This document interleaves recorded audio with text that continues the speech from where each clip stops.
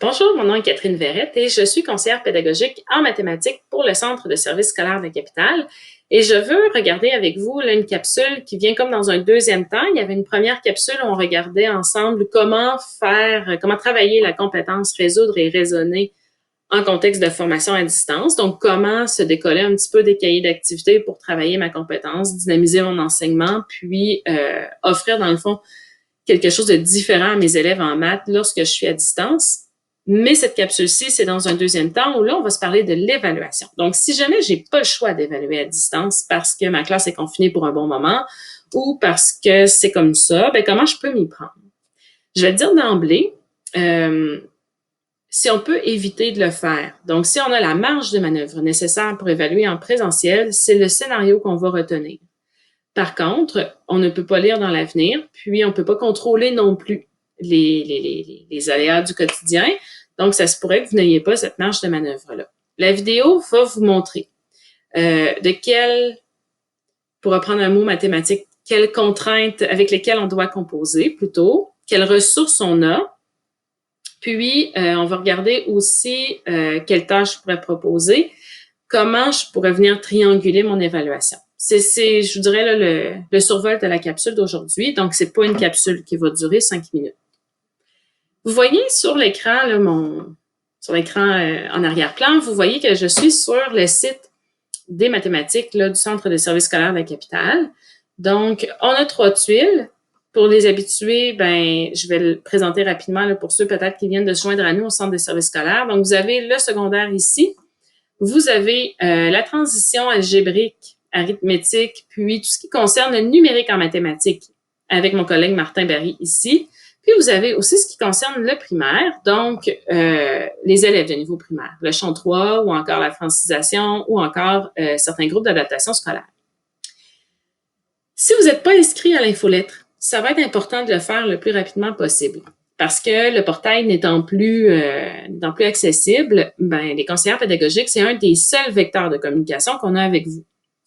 L'infolette paraît une fois par mois, à peu près au milieu du mois, puis vous oriente soit vers des ressources, soit en français, en mathématiques, en sciences, en univers social, en insertion professionnelle. Donc, on peut vous parler de ressources, on peut vous parler de trucs, on peut vous donner des suggestions de lecture, de littérature jeunesse avec notre bibliothécaire Claire. On peut peut-être aussi avoir des informations sur des programmes au niveau là, du conseil en orientation, de la conseillance en orientation, mais vous voyez que c'est pour nous un vecteur de communication auquel ce serait important d'adhérer. Donc, si c'est pas fait, je vous invite à le faire, à cliquer sur le lien, puis à venir inscrire vos coordonnées. L'inscription est rapide. Là, maintenant, j'ai cliqué sur le mot primaire parce que je veux qu'on rentre dans la section primaire du site Internet. Puis, je vais vous amener directement à la page évaluation. Si vous n'êtes jamais allé sur le site des maths du Centre des services scolaires, allez faire un tour. Comme vous voyez, il y a beaucoup de ressources. Donc, je vous invite à aller faire un tour, mais là, on va se consacrer particulièrement à l'évaluation, comme je l'ai annoncé d'emblée. Ici, les liens que vous voyez en bleu, ce sont des liens qui reviennent sur la table des matières, donc je vais plutôt faire défiler la page pour vous montrer premièrement les ressources que vous avez. Donc, j'ai placé ici les grilles officielles, le cadre d'évaluation et les échelles de compétences, parce que peut-être que vous avez oublié tout ça à l'école. Donc, vous avez vos 2 grilles ministérielles, qui sont les seules et uniques grilles officielles. Donc, vous avez la compétence 1 et la compétence 2 pour tous les cycles du primaire. Vous avez le cadre d'évaluation pour avoir votre pondération pour la compétence 1 et la compétence 2. Puis vous avez les échelles de compétences. Les échelles de compétences pour les plus jeunes, c'est un document qui était sorti il y a vraiment plusieurs années, qui était là la façon d'évaluer à l'époque. Donc, ça constituait dans le fond c'était une description de chacune des cotes pour chacune des compétences. Donc, si on prend l'exemple des mathématiques, ben, on a 3 compétences. Donc, on venait détailler dans la compétence 1 au premier cycle, au deuxième cycle et au troisième cycle, c'est quoi mon élève qui est dans le 5, dans le 4, dans le 3, dans le 2 et dans le 1. Même chose pour ma compétence 2, même chose pour ma compétence 3. La compétence 3, maintenant, n'est plus soumise à l'évaluation formelle, mais c'est une compétence qu'on doit quand même travailler. Donc, mes échelles de compétences ne sont plus prescriptives, mais tout de même, elles vont vous offrir quand même un bon guide. Parce que parfois, lorsqu'on est embêté, ben, ça nous permet de lire une description puis voir si si ça correspond à notre élève. Puis ça permet aussi de nous donner des pistes de travail pour cet élève-là. Aussi, vous allez voir, première information concernant l'évaluation en formation à distance, évaluer en notes semble être très difficile. Donc, quand je questionne les enseignants de l'école virtuelle qui, eux, évaluent à distance depuis septembre, ou quand je questionne des enseignantes qui ont eu à poser un jugement évaluatif à distance, la différence entre 72 puis 74, c'est vraiment dur à venir émettre. Par exemple, on est davantage capable de venir offrir une cote, donc de dire si la compétence est de niveau acceptable, si la compétence est assurée, par exemple, ou si on est en difficulté. C'est plus facile, la cote, que de venir vraiment précisément mettre le pourcentage parce qu'on va manquer de jus. On va manquer d'observables pour venir dire qu'il y a une différence entre la copie de mon élève que j'aurais mis à 72 puis l'élève que j'aurais mis à 73.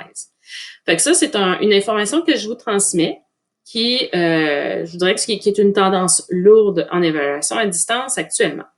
Vous avez une petite vidéo qui date avec tout l'aspect un peu cocasse là, par rapport à la mode vestimentaire. Donc, une vidéo qui date, mais qui présente les échelles de compétences qui avaient été envoyées là, quand les échelles sont parues. Ensuite, vous avez un partage enseignant, où une enseignante a pris les petites grillettes que vous avez sur nos épreuves du partage régional, qui a carrément enlevé le pointage, parce que vous savez qu'en mathématiques, chacun de mes critères est pointé. Là. C'est pas, j'ai dit mes critères, mais c'est pas les miens, c'est ceux du ministère. Là. Fait que l'enseignante a enlevé le pointage pour pouvoir seulement cocher la case vide pour dire si dans mon critère 1, je suis dans la cote A, B, C, D ou E. Fait que ça, si jamais vous voulez aussi éviter l'espèce de jouer sur deux tableaux, d'être en cote et d'être en note, puis d'avoir une grille qui est à la fois critériée et normative, à la fois avec des critères, avec des cotes puis avec des notes. Si vous voulez enlever ça puis aller juste dans la cote, ben vous avez ces petites grilles-là qui sont disponibles.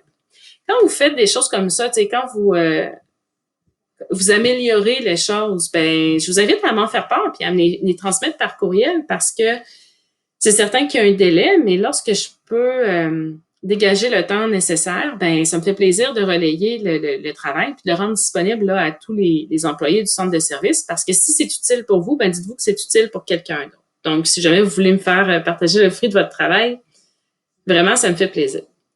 Alors, j'ai fait quelques vidéos pendant l'année, cette année-ci et l'année dernière, autour de l'évaluation, parce que c'est un enjeu. Fait on parle de rétroaction, on parle d'évaluation. Puis là, j'attire votre attention surtout sur la triangulation. J'en ai parlé de la triangulation rapidement dans la vidéo précédente, la partie 1. J'y reviens, en cas que vous ne l'ayez pas vu ou qu'on l'ait oublié, donc j'y reviens encore rapidement. Quand on se parle de trianguler en évaluation, c'est une idée qui a été amenée par Davies. Si vous voulez, vous forez l'idée, vous procurez son livre, il est toujours disponible là, dans les librairies. Puis, Mme Davies démontre dans son ouvrage comment d'évaluer avec un seul type de trace peut venir porter préjudice à l'élève parce que la production ne dit pas tout. Puis là, ben, je vous entends penser, parce qu'en mathématiques, dans la situation problème, entre autres, ça devient difficile de venir interpréter le travail de l'élève puis de venir interpréter sa réflexion parce que ma copie ne dit pas tout. Puis parce que c'est une copie d'un enfant qui a 8 ans, qui a 6 ans, qui a 10 ans. Fait que ça a ses limites parce qu'on est en apprentissage aussi sur comment j'organise mes données puis que je rends claire ma réflexion. Donc, ça peut vous apparaître très évident, mais en fait aussi, parfois au primaire, on a un malaise à utiliser nos observations puis à utiliser les conversations qu'on a avec les élèves pour venir émettre notre jugement pour le bulletin. Puis en fait, c'est ce que Mme Davies nomme, c'est qu'il ne faudrait pas se sentir mal à l'aise lorsque nos observations et nos conversations sont appuyées sur des faits observables de notre élève et sur des grilles ou sur des échelles de compétences pour s'en servir parce que le portrait qu'on va avoir de notre élève à ce moment-là va être beaucoup plus complet que si je fais mon jugement seulement qu'à partir de ces productions. Fait que si je vous dis ça dans d'autres mots, peut-être plus clairement, lorsque viendra le temps d'évaluer en formation à distance et en présentiel, il est normal et il est même souhaitable d'appuyer mon jugement et mon évaluation sur des types de traces différentes qui vont être soit du papier-crayon, donc la production, ou des traces de conversation, donc un entretien que j'aurais pu avoir avec mon élève en mathématiques, ou au niveau des observations que j'aurais pu faire lorsqu'un élève travaille, comme par exemple lorsqu'il manipule le matériel de manipulation, que je constate, par exemple, que pour lui, le système base 10, puis le tableau de numération, puis la numération en soi est quelque chose que on peine à démontrer une connaissance. Fait que j'utilise des observations, des productions, j'utilise aussi des conversations que j'ai avec mes élèves, que j'appuie sur des échelles de compétences et des comportements, des faits observables pour m'aider à faire mon jugement. Donc, c'est pour ça que tout de suite en haut, je vous avais mis vos échelles de compétences, puis je vous avais dit, on a un paragraphe là qui nous décrit les actions, puis qui nous décrit à quoi ça ressemble un élève dans chaque code pour chaque compétence. Mais c'est que ça va nous permettre de tranquillement venir nommer nos observables. Qu'est-ce que ça va, comment ça se traduit un élève qui va bien comprendre la situation problème? Mon échelle de compétences va m'aider. Puis comment ça se traduit un élève, admettons, de 4e année, qui va bien comprendre la situation problème, par exemple, métier promeneur de chien. Ça, c'est le titre d'une situation problème sur notre site. Bien là, ça va être à nous qu'on va pouvoir venir détailler clairement. Il va tenir compte de toutes les données. Il va tenir compte de toutes les contraintes. Quelles sont les contraintes dont il doit tenir compte? Quelles sont les données que je lui ai données qui sont importantes? Donc là, vous allez pouvoir venir vraiment raffiner vos observables. C'est ce qu'on a dans les grilles qui accompagnent les travaux de la Banque régionale. Justement, pour les employés qui viennent de se joindre à nous, c'est quoi la Banque régionale? Quand vous allez cliquer sur le bouton compétence 1 et compétence 2, vous allez être redirigé vers une page. On va le faire ensemble. Donc, là, il y a un blanc. Si vous n'êtes pas, ici, là, regardez, si vous n'êtes pas connecté, la petite tuile en haut, là, avec ma photo, si vous n'êtes pas connecté sur votre compte CS Capital dans Google Chrome, vous ne pourrez pas avoir accès. On va dire que vous n'avez pas accès à la page, puis on vous propose de faire une demande d'accès. Je n'autorise pas les adresses externes de CS Capital.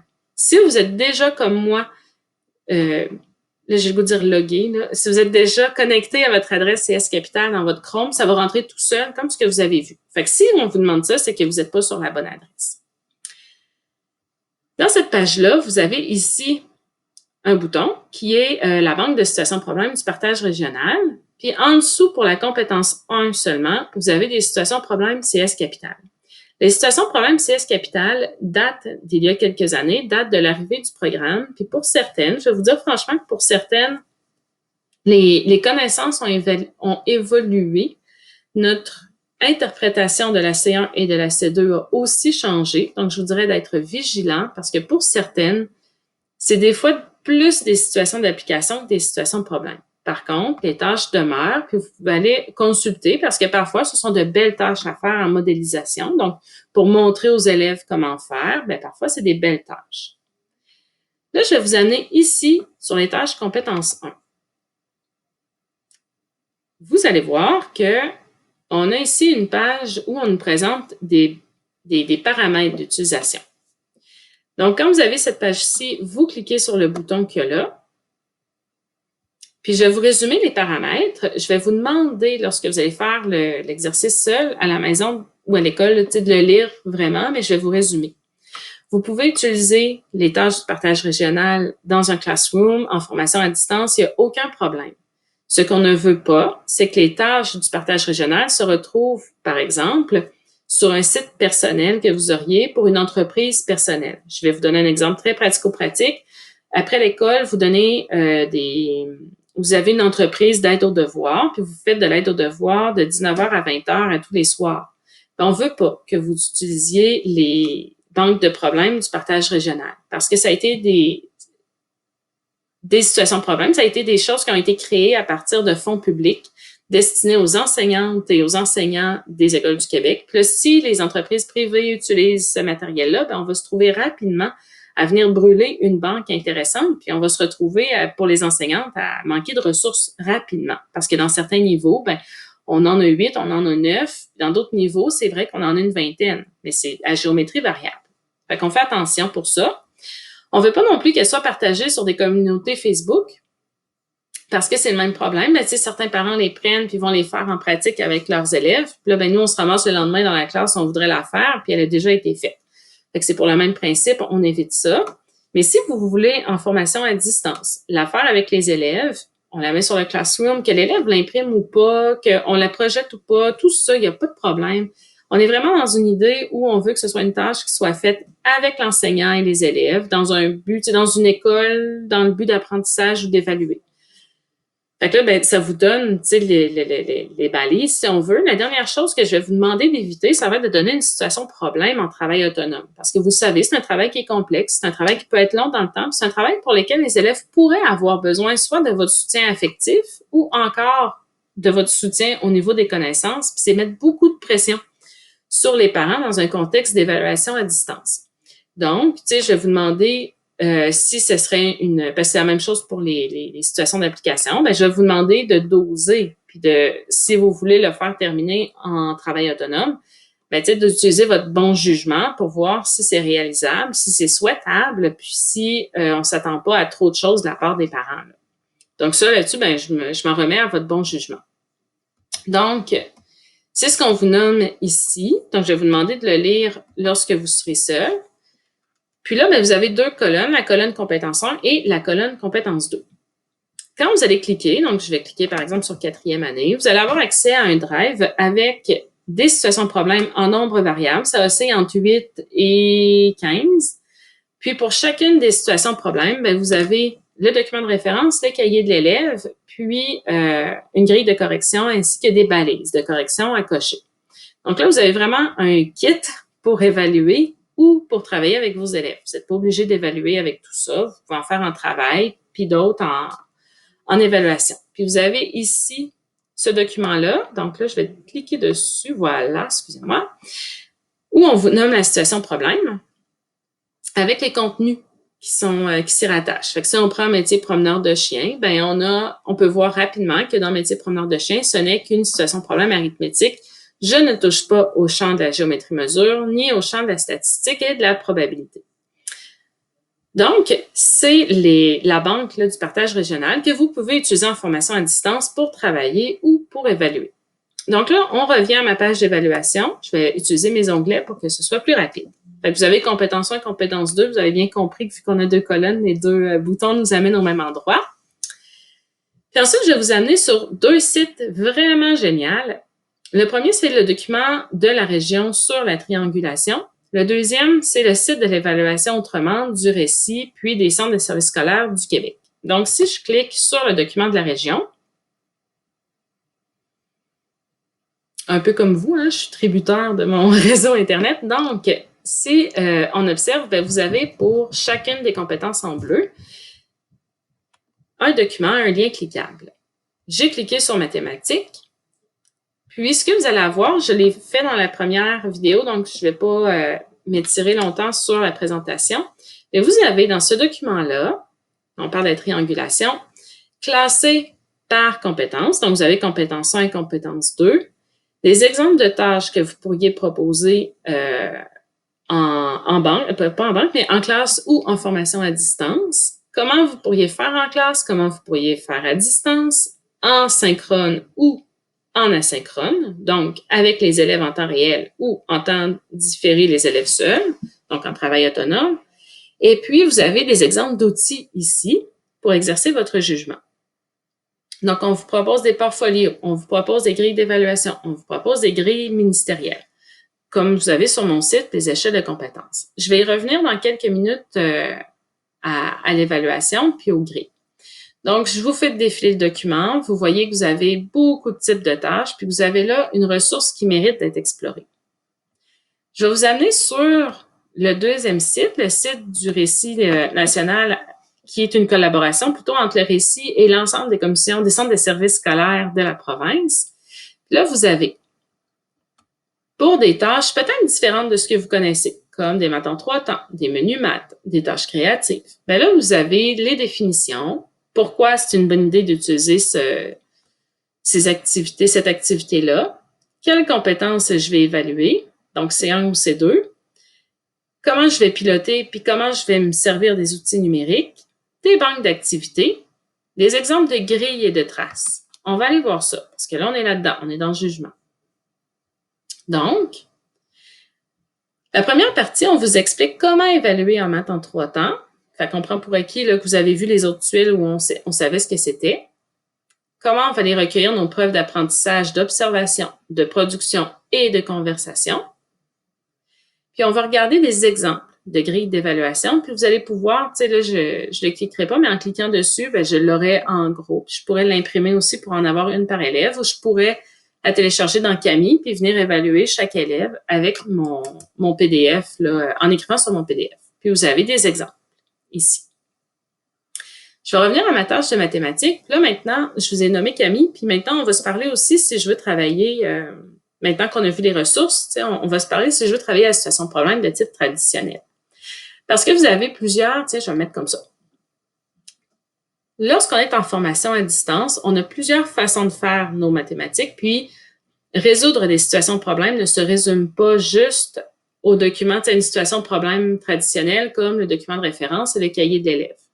Vous avez des photos mathématiques, donc des problèmes photos, si on veut, on peut les appeler comme ça, on a les mettre en 3 temps, ça peut fonctionner, mais peut-être que là, on n'est pas rendu là comme prof. Puis peut-être qu'on voudrait aussi, qu'on est rendu là, mais qu'on voudrait aussi donner une situation plutôt traditionnelle.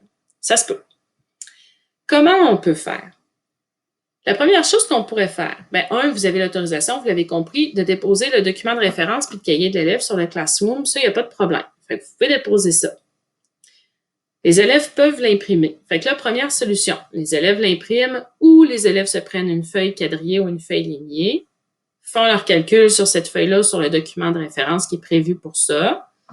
Les parents ou l'élève prennent une photo et vous la redéposent sur le Classroom ou vous l'envoient par courriel. Pour cette solution-là, c'est une bonne solution. Je vous avais dit d'entrée de jeu qu'on se parlerait des limites puis on se parlerait des deuils. C'est une belle solution, c'est une solution qui est intéressante. Par contre, dans les limites qu'on a, c'est que c'est très exigeant pour vous de venir corriger les photos.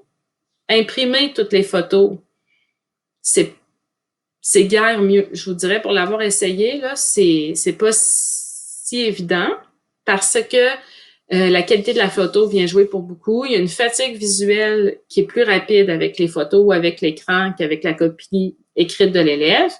Puis, c'est pas tous les parents qui nous envoient les photos. Fait que ça devient plus difficile. Ça devient de la gestion de j'ai pas reçu Evelyne, j'ai pas reçu ta photo, Lucie, j'ai pas reçu.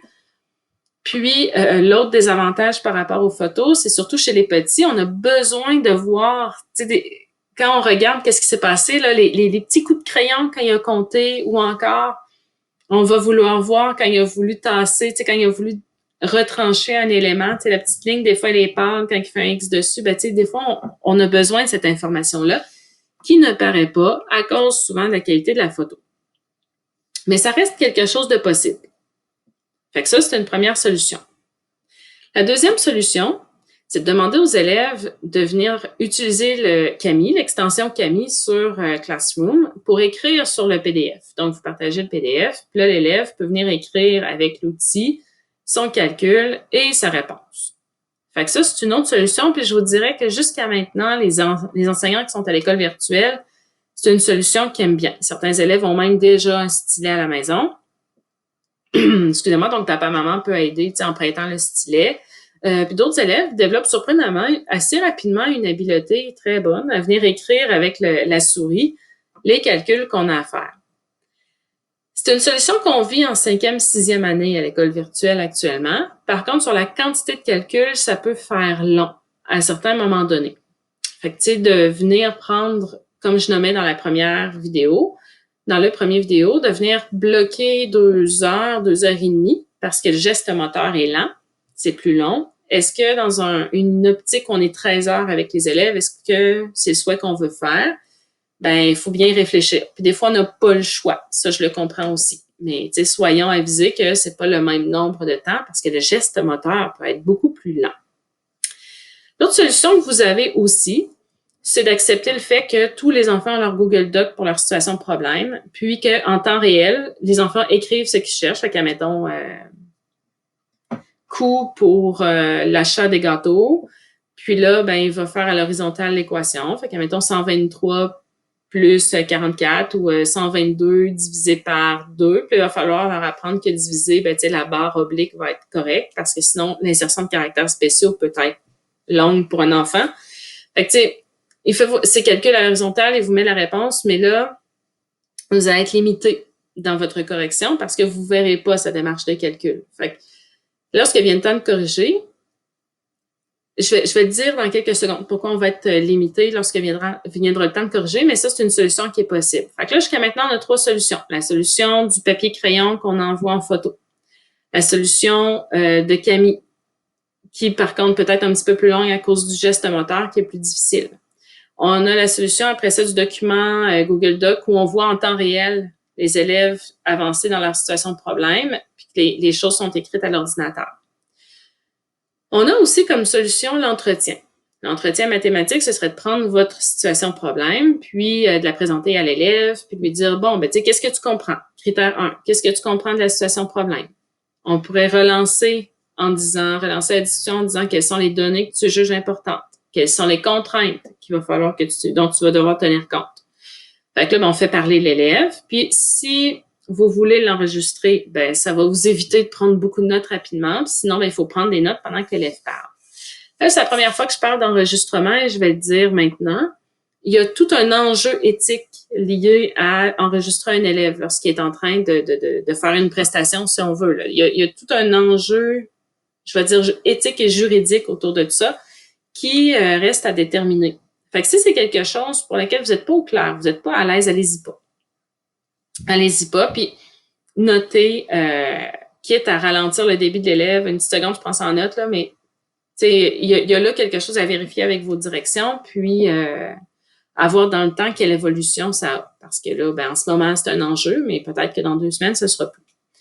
Ensuite, si je continue, ben là, on a fait le critère 1, dis-moi ce que tu comprends, les contraintes, les données. Critère 2, très bien. Alors maintenant, qu'est-ce que tu ferais pour résoudre la situation de problème? Ah, ben là, en premier, je calculerais le coût des gâteaux. Très bien. Qu'est-ce que tu ferais comme opération? Je fais 152 multiplié par 35.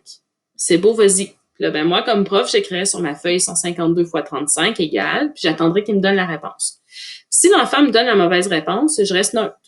Très bien, on continue. Ta deuxième étape, qu'est-ce que tu calcules? Comment tu le calcules? Puis je continue à noter. Que la réponse soit bonne ou la réponse soit pas bonne. Puis si l'enfant, il dit comme, ah, ben non, finalement, je me suis trompée, ça peut pas, ça n'a pas de bon sens, ça peut pas être 132, admettons. Ben, c'est beau, je reviens avec lui. OK, ben, ça donne combien, tu sais, puis je prends en note de la correction. Par contre, ça va avoir ses limites parce que vous ne pourrez pas porter réellement de jugement sur les traces. Vous allez pouvoir porter un jugement sur comment il vous communique la réponse, mais ça va être limité. Vous ne pourrez pas non plus porter de jugement sur le type d'erreur. Fait que, tu sais, tantôt, je vous disais, je vais revenir dans quelques secondes, c'est que dans votre grille de correction, là, si l'élève écrit au clavier ou si encore il vous dit l'opération avec la réponse, puis vous voyez pas le calcul qui est fait, ben, on saura pas si l'erreur est conceptuelle ou procédurale. On va savoir si elle se répète, qu'elle devient conceptuelle et procédurale, mais on sera pas capable de raffiner notre jugement pour intervenir après pour aider l'enfant. Ça fait partie des limites, ça fait partie des deuils. Ça change rien pour remplir votre grille. Conceptuelle, procédurale, ils ont le même poids, sont tout le temps attachés ensemble, c'est pas grave. Mais c'est une information que vous n'aurez pas si vous prenez une façon de résoudre comme ça pour évaluer. Ensuite, ben, je l'ai dit, au niveau du critère 3, ça se peut que vous soyez même pas capable de l'évaluer. Puis ça, là, c'est pas la fin du monde. Vraiment, là, c'est vraiment pas la fin du monde. Si vous êtes coincé et vous devez évaluer en formation à distance, ben, allons-y. Puis le critère 3 sera pas évalué, puis ça sera ça. C'est pas dramatique, vraiment pas. On le reprendra quand on retombera à distance sur un autre type de tâche ou encore, on utilisera les observations. Quand je vous ai parlé j'en commence. Quand je vous ai parlé de situation de problème, Camille, de documents partagés, la photo, j'allais chercher des productions. Donc, j'allais chercher du papier crayon, j'allais chercher une trace manuscrite. Manuscrite entre guillemets, parce qu'il y a une trace, là, vous comprenez? Quand je vais en conversation, que je le relance, tu sais, quand je suis en évaluation, je le relancerai pas l'élève. Je vais juste prendre la réponse qu'il me donne, puis je vais le suivre dans son raisonnement. Puis les questions de clarification que je vais apporter, ça va être pour préciser s'il m'a parlé des données, des contraintes, qu'est-ce qu'il a compris. Puis je vais poser juste des questions sur être sûr d'avoir écrit la bonne chose. M'as-tu dit 137 ou 135? Ou tu sais, m'as-tu dit, des fois on va hésiter avec 6-10, là. Des fois, à l'oral, ça peut être pareil. Je vais juste venir confirmer ça, puis j'entrerai pas dans un dialogue parce que je suis en situation d'évaluation. Le bémol qu'on va mettre, que moi je vais mettre avec l'entretien, c'est que si vous avez 26 élèves actuellement dans votre classe à distance, faire 26 entrevues en mathématiques, ça va être costaud. Ça se réglera pas en 5 minutes. Fait que là, il y a une idée au niveau de la gestion du temps qui est à réfléchir dans votre planification. Parce que si vous présumez que vous n'avez pas le temps de vous rendre à évaluer en classe, puis qu'il faudrait commencer à y penser à distance, je vous dirais, pensons à un hybride. Est-ce que pour certains élèves, on sait que la production va être claire, ou on sait que les parents vont prendre une photo, puis que ça va aller, puis qu'on va avoir une production, c'est correct. Puis avec d'autres élèves, peut-être qu'on va les prendre, mais en entretien. Mais pensez à comment je peux éviter de prendre tous mes élèves pour émettre mon jugement autour de la situation problème, par exemple. Dans la même veine, on n'aura pas une situation problème papier-crayon pour tout le monde nécessairement, doublé d'une conversation pour tout le monde, avec triplé d'observations pour tout le monde, parce que le numérique, il y a ses limites. Puis il faut les accepter. Fait que c'est pour ça que parfois, certains vont être évalués sur la base de production, puis jumelés à des observations quotidiennes que vous avez, ce sera suffisant pour émettre votre jugement. Puis avec d'autres élèves, on sera peut-être obligé de tripler. Puis avec d'autres élèves, peut-être que la conversation, plusieurs conversations vont être adéquates. Il va falloir accepter l'idée d'avoir des traces en quantité suffisante, mais peut-être pas les mêmes traces, puis qu'on n'évaluera pas nécessairement tout le monde de la même façon en même temps. Peut-être que tout le monde aura une entrevue cette étape-ci, mais peut-être pas en même temps. Fait que là, c'est les bémols que j'amène. L'autre chose, dans les observations, pour pouvoir observer les élèves en situation de problème, il faut leur présenter des situations problèmes. Donc, il faut en faire un petit peu au quotidien, donc peut-être à toutes les semaines, que vous prenez dans votre matériel didactique ou que vous prenez sur le site que je vous ai montré ou que vous prenez sur les sites de partage. Faites attention parce que parfois, il y a une confusion. Vous allez aller chercher une tâche sur le site, je recommence, vous allez aller chercher une tâche dans votre matériel didactique ou encore sur des sites de partage. Les tâches vont être nommées comme étant des situations problèmes, des C1, puis non, en fait, on est plutôt dans des C2. Faites attention au classement, soyez bien avisé, bien au fait de qu'est-ce que la compétence 1 et la compétence 2. Je le détaille dans une vidéo sur ma chaîne Facebook, sur ma chaîne YouTube, si vous voulez aller vous faire une tête. Je le détaille, mais soyez bien avertis que les tâches que vous prenez soient dans la bonne compétence. Puis pourquoi j'insiste là? C'est parce que on le voit là, évaluer à distance en mathématiques est un processus qui demande une grande planification et qui demande aussi du temps. Fait que si vous donnez une tâche qui a été faite par quelqu'un, qui est très bonne, puis qui est très intéressante, mais que là, on se ramasse, puis qu'on pensait évaluer la C1, puis finalement, on regarde avec nos critères de correction, puis on n'est pas en C1, on est en C2, puis que vous n'aviez pas besoin de traces en C2, on a perdu du temps, puis on n'en a pas à perdre. Fait que c'est pour ça que il faut vraiment être avisé que ce qu'on donne est dans la bonne compétence, puis que le temps qu'on va donner à cette tâche-là est vraiment bien investi. Parce que c'est pas après, à contre-coup, ça va être le temps, on ne pourra plus redéfaire. Là. Le temps investi va être passé. Tantôt, quand je vous ai parlé de la triangulation, je vous ai parlé des trois pôles, si on veut. Fait que ça, je vous ramène cette idée-là. Ça sera peut-être difficile d'avoir les productions de tout le monde pour 1001 raisons. Si c'est difficile, allez chercher avec les conversations, puis allez chercher avec des observations. Vers quoi je vous amène aussi avec ça?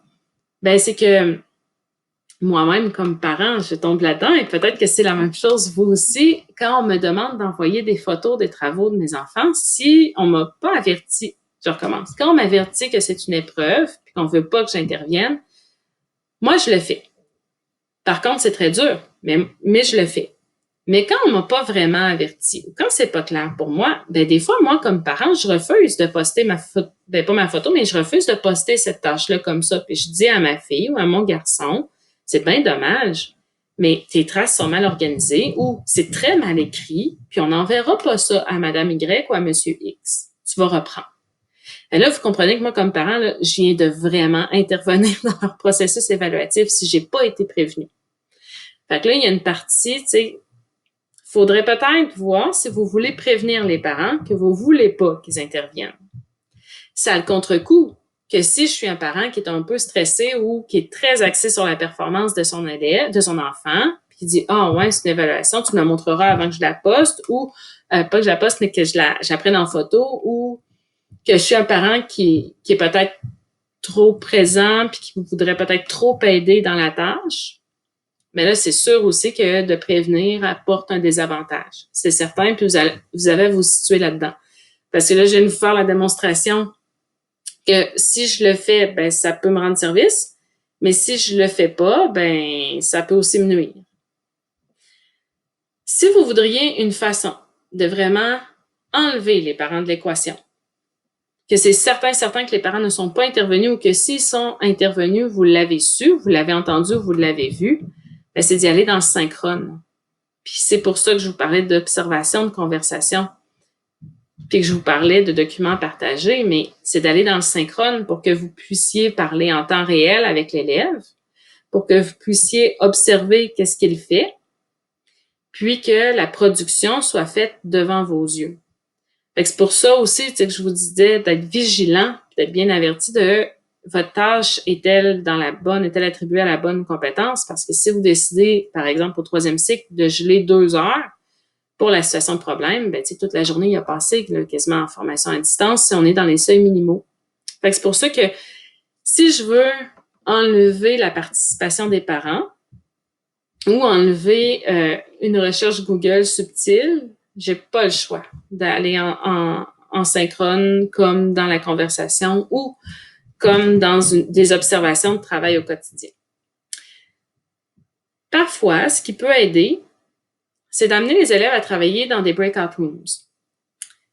Pourquoi ça peut aider? Ben, c'est parce que là, vous pouvez les mettre en discussion avec quelqu'un d'autre que vous. Puis vous, ben, vous pouvez vous promener ou vous pouvez aller écouter des élèves en particulier pour voir qu'est-ce qui se dit puis comment, quelle est la compréhension de l'élève sur le problème que vous avez donné. Mais c'est de la haute voltige parce que si on vient avec l'idée que vous avez 26 élèves qu'on divise par équipe de 2, vous avez tout de même 13 équipes à aller visiter. 13 équipes porter un jugement sur les 13 équipes, ça se peut pas. Il va falloir déterminer, il va falloir dire que certaines équipes, on va aller faire un tour pour voir si ça travaille, mais on va attirer notre regard, puis on va aller chercher des observables. Donc, mettons, les traces de l'élève a compris la situation de problème, les contraintes, les données, puis la mission, les tâches qu'il y a à faire, ben, je vais aller chercher peut-être pour une équipe ou 2 équipes. Donc, pour un groupe de 2, peut-être 2 groupes de 2. Je sais que certains vont enregistrer toutes les breakout rooms pour après ça les réécouter. C'est très long. C'est très long. Puis l'autre chose, c'est que je ne suis pas certaine qu'on peut aller là. Donc, je vais vous redemander, si vous voulez faire ça, de vérifier, d'avoir l'autorisation de votre direction d'école, puis de vous assurer que vous pouvez le faire. Donc là, j'arrive vers la fin de ma capsule. C'est pour ça que lorsque vient le temps d'évaluer, ben, il va falloir multiplier les voies d'évaluation. C'est pour ça qu'il faut aller dans la production, oui, dans la conversation, puis dans l'évaluation, les observations. C'est aussi pour ça qu'on ne pourra pas évaluer autant qu'on aurait fait. Il va falloir diminuer le nombre de traces qu'on aura, mais conserver la qualité de ces traces-là. D'où être vigilant qu'on évalue dans la bonne compétence, puis que mon évaluation va me permettre de vraiment aller chercher les observables chez mes élèves dans ma situation de problème ou d'en résoudre. Si c'est une évaluation que tout le monde a 5, qui discrimine rien parce qu'elle était peut-être trop facile, mais à ce moment-là, c'est dommage parce que j'aurais investi beaucoup de temps, puis peut-être que j'aurais peut-être pas eu une évaluation qui pouvait prétendre à être donnée dans ce contexte-là. Donc, c'est pour cette raison-là qu'il faut bien réfléchir le processus. C'est pour cette raison-là que si on décide d'aller en évaluation à distance, c'est parce qu'on y est contraint. Puis, c'est pour cette raison-là aussi qu'on ne pourra pas donner 3 situations problèmes ou 4 situations problèmes à distance. Puis, c'est pour cette raison-là aussi qu'il faut que la qualité de nos évaluations soit vraiment, vraiment, vraiment, vraiment hors de tout doute adéquate. Avant de terminer, petit aparté pour les enseignantes de 6e année, on ne peut pas mettre sur Internet, donc sur un classroom, on ne peut pas prendre les évaluations du ministère, les numériser, puis les rendre disponibles en PDF. Même en PDF, dans les premières pages de l'épreuve, c'est nommé. C'est aussi nommé dans un info-sanction qui vous a été acheminé par votre direction d'école plus tôt dans l'année. C'est quelque chose que le ministère interdit. Donc, cette permission-là de le mettre sur le classroom, c'est vraiment et seulement qu'avec les épreuves du partage régional. Donc, il faut être vigilant avec ça. On ne peut pas utiliser les épreuves de fin d'année du ministère puis les mettre en ligne. C'est quelque chose qu'on ne peut pas faire. Donc, il faut chercher une autre source. Donc, j'espère avoir répondu à vos questions. Ça reste que c'est une capsule asynchrone. Donc, ça reste que si vous avez des questions, je vous invite à me faire signe parce que je ne peux pas les deviner à distance. Donc, faites-moi signe, écrivez-moi. On va regarder ce qu'on peut faire ensemble dans la situation où vous êtes avec les variables et les contraintes avec lesquelles vous devez composer. Puis, on essaiera de faire pour le mieux.